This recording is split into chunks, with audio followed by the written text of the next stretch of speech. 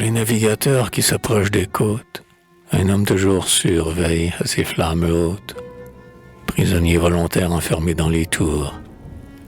Et le plus grand vaisseau vient du large sans craindre que la lampe du phare un instant laisse éteindre le rayon de celui qui doit briller toujours.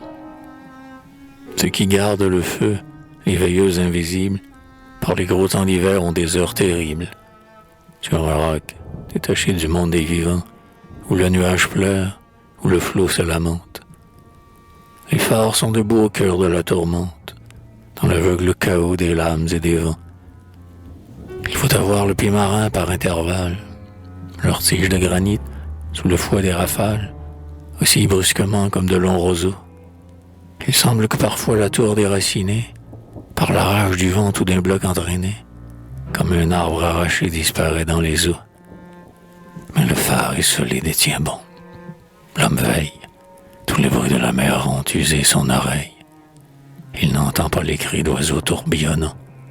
Hors d'haleine, accouru dans un vol de tempête, affolé de lumière à se briser la tête, au grand vitrage clair de ses feux rayonnants. Comme il ne peut rien voir, il ne peut rien entendre. Mais l'oreille est au cœur. Il croit à s'y méprendre, reconnaître des voix dans le flot déferlant. Un adieu qui s'éloigne, un long sanglot qui passe. Il écoute. Quelqu'un heurte la porte basse, comme un ami perdu qui frappe en le hélant.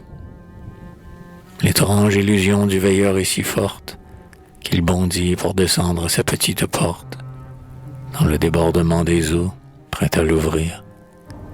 Il touche au verrou froid, il s'apaise, il remonte, songeant qu'à l'horizon plus d'un navire compte sur la clarté d'en haut qui ne doit pas mourir. Elle étouffe son cœur, la pauvre sentinelle, dans cette longue nuit qui lui semble éternelle. Une bande grisâtre annonce enfin le jour. Le ciel blanchit au large, on voit clair. La marée, comme un mince filet bleu, s'est au loin retirée, et l'homme, respirant, s'échappe de sa tour.